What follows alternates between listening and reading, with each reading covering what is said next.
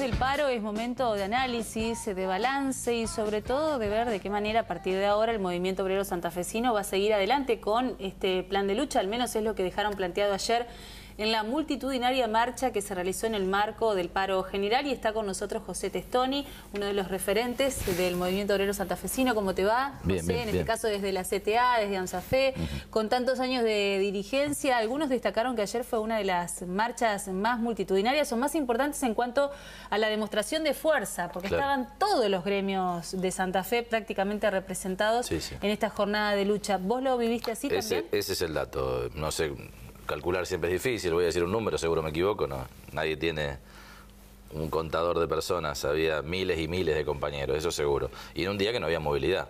O sea, fue un esfuerzo llegar y fue un esfuerzo también para muchos sectores que tienen descuento el día que paran. Había sectores de comerciantes, de pequeños, medianos industriales, medianos empresarios, que cuando paran pierden plata, digamos, ¿no? O sea que esto también es notable reconocer. Y bueno, claramente lo que se notaba además era que no éramos las banderitas que estamos siempre, sino que había una composición mucho más heterogénea de organizaciones muy importantes, no los quiero nombrar, pero sí sindicatos que efectivamente en anteriores no estuvieron y esta vez ya están viendo la necesidad de no solo de parar, sino de movilizarse en unidad con esto que estamos convocando, en este espacio que estamos construyendo, que es el movimiento obrero santafesino. Si lo vemos desde ese punto de vista, es hasta un logro del gobierno nacional, porque no sé si hay demasiados antecedentes en la historia gremial santafesina de esta contundente demostración de fuerza, porque estaban prácticamente todos. Bueno, hay una canción que yo me acuerdo de mi adolescencia que dice: nosotros somos mejores cuando vamos perdiendo. Pareciera que es así. Sí, estamos perdiendo, digamos. El gobierno nacional, yo no me gusta hablar de logros porque es una fea metáfora, ¿no? Porque el gobierno nacional es un gobierno que está fuertemente integrado por grandes empresarios de algunos sectores muy prebendarios, del sector de la energía, que está directamente vinculado al Estado, del sector de los agronegocios, muy vinculado a eso, minería, hidrocarburos fósiles, a esto está vinculado. Y ellos tienen el objetivo de bajar el salario, de quitar condiciones de trabajo para mejorar la rentabilidad. Pareciera, obviamente, lo que sucedía dentro de las empresas ahora se promueve desde el Estado argentino.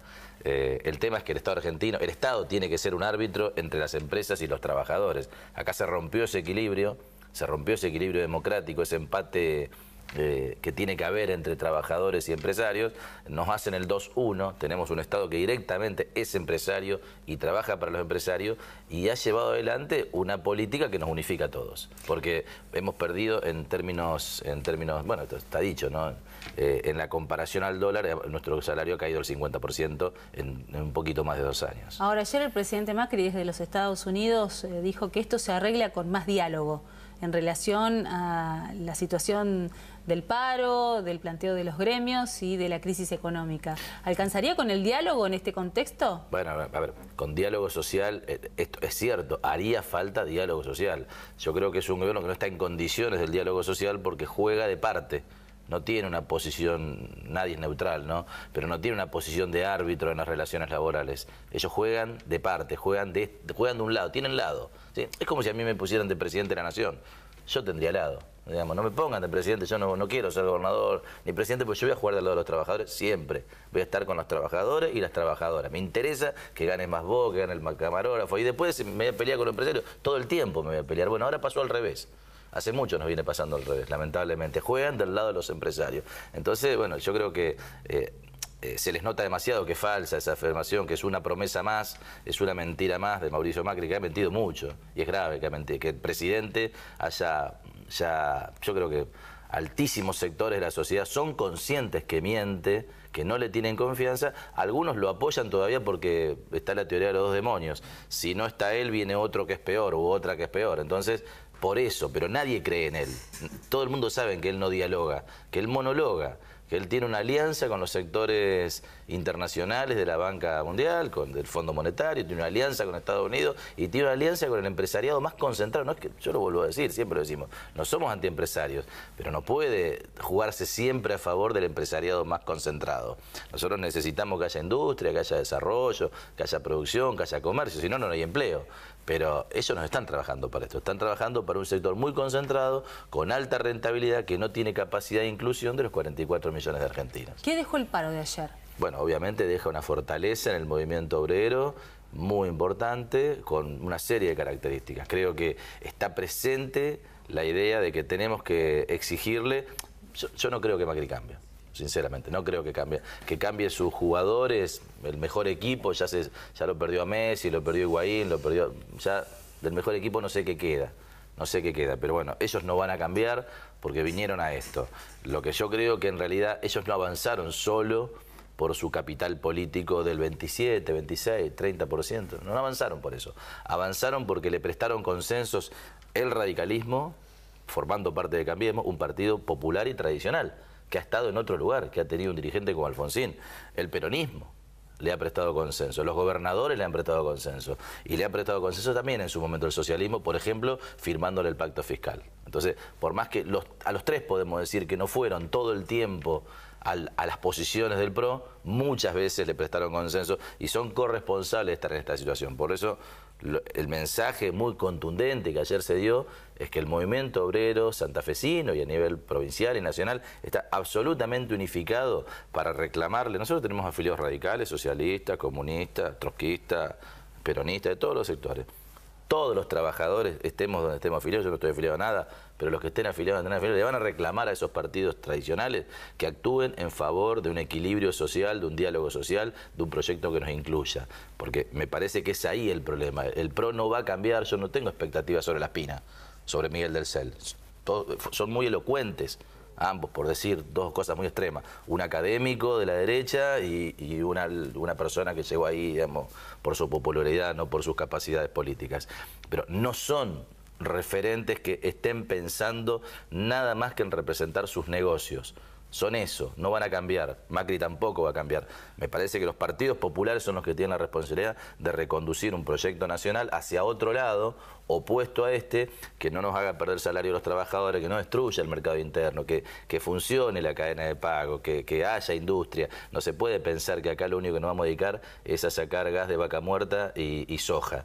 Con eso hay millones que se mueren de hambre. Y obviamente que defiende el Estado que para este ajuste. Por lo tanto, en lo inmediato hay que parar el presupuesto, no hay que permitir que este presupuesto diseñado por el Fondo Monetario Internacional, con el que baila en Nueva York nuestro presidente, una cosa vergonzante, rompiendo una tradición diplomática argentina, imponga nuestro presupuesto. Hay que exigir soberanía ahí y por supuesto esperamos que haya una síntesis que la vamos a exigir como movimiento obrero con la fuerza que hemos logrado en estos días, que obviamente que proteja el Estado, que proteja el mercado interno, que proteja la producción y el trabajo nacional. Bueno, ayer en pleno paro se conoció la salida de Caputo, se daban a conocer los alcances del nuevo acuerdo con el Fondo Monetario Internacional que se anunciaría hoy.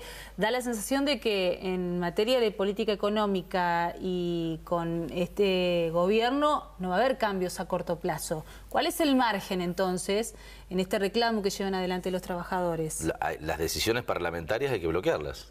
No pueden tomar decisiones por fuera del Parlamento, por ejemplo el presupuesto. Y de Caputo nos sorprende. Caputo es la mejor expresión de la situación, que la metáfora del Titanic de estos días, ¿no? Caputo es un timbero. Caputo es una persona que se ha dedicado a eso. Y como buen timbero, cuando sabe que empiezan a perder, se va de la mesa, ¿no? Este es su estilo. Yo creo que lo que viene es bloquear decisiones en dirección a consolidar este núcleo, de las políticas que este núcleo de la derecha, minoritario en la Argentina, está imponiendo. Me parece que por ahí pasa la cosa, porque si no, digamos, a ver, acá tenemos una provincia que se comprometió y firmó que iba a pagar cláusula gatillo. ¿Cómo lo va a hacer?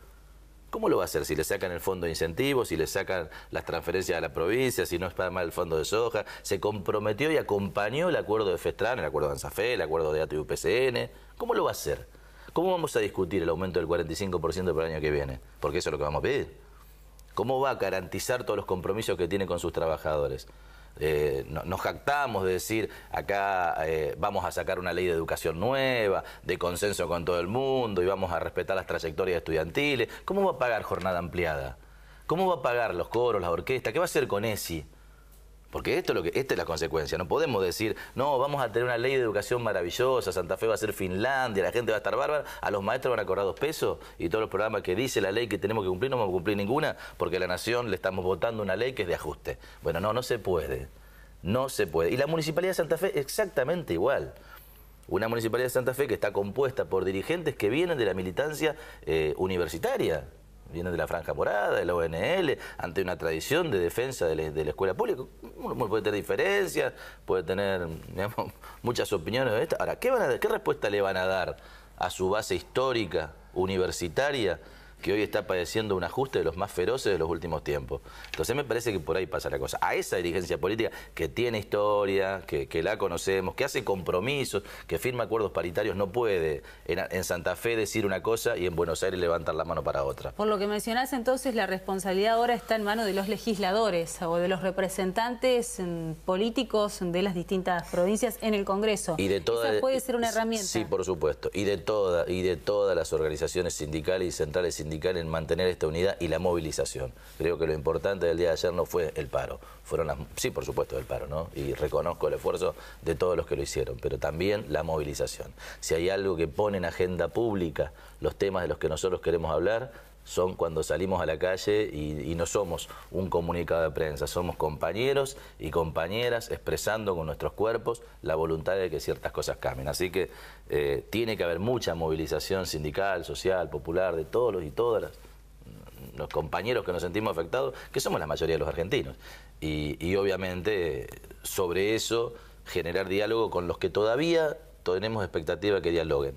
El macrismo no va a dialogar, el macrismo va a bailar en la cubierta del Titanic mientras esto se hunde, porque a eso vinieron y en esa línea van a seguir. Pero hay otros sectores que tienen que reflexionar y cambiar su política. A partir de ahora, ¿qué viene? Digamos, después de lo que fue la jornada de ayer, cuarto paro a la gestión de Macri, un gobierno nacional que insiste con sus políticas económicas porque plantea que es la forma de salir de esta crisis. ¿Cuáles son los pasos a seguir? Yo creo que en este momento hay que centralizar las decisiones todo lo más posible en el nivel nacional. Yo no participo de eso, a veces participo en algún congreso nacional, pero son nuestros dirigentes nacionales que tienen que hacer, en mi caso Hugo Yasky, que tendrá que buscar los puentes de unidad con todos los sectores, con los sectores agropecuarios que todavía piensan en otro modelo, con los sectores industriales, los sectores del comercio, los sectores, obviamente, las otras centrales sindicales, los sectores políticos. Es ahí donde tienen que establecerse, y bueno, sí, un nuevo pacto social, multisectorial, que nos permita defender lo que estamos perdiendo. Creo que esto es fundamental. Me parece que ahí va a haber mucha intención de que eso se quiebre, pero para nosotros pasa por ahí la cosa y bueno, y tenemos que, me parece que el eje del presupuesto, el eje macroeconómico tiene que ser la centralidad, por supuesto, porque digamos, es falso querer discutir cláusula gatillo en un país que se está endeudando al ritmo que se está endeudando en la Argentina. Es falso querer discutir, no sé, recomposición salarial o un proyecto educativo que nos incluya todo si la provincia y el país está en quiebra. Es imposible. Y en materia laboral, desde la CTA, ¿qué es lo que se observa? Más allá de aquellos sectores que están condicionados porque no alcanza la plata, se ha perdido el poder adquisitivo, en algunos casos los acuerdos salariales no tenían la cláusula gatillo, pero el resto, ¿qué está pasando con las fuentes laborales? No, mal. Si vos mirás lo que pasó en estos días en Venado Tuerto, Reconquista y Galvez, 3 ciudades claramente industriales. Porque Santa Fe, ayer hubo movilizaciones, Santa Fe y Rosario, multitudinarias, unitarias, muy importantes. Pero además en Reconquista, en Galvez y en Venado Tuerto. 3 ciudades eminentemente industriales, donde juntar 15 personas para una protesta era un acto de heroísmo.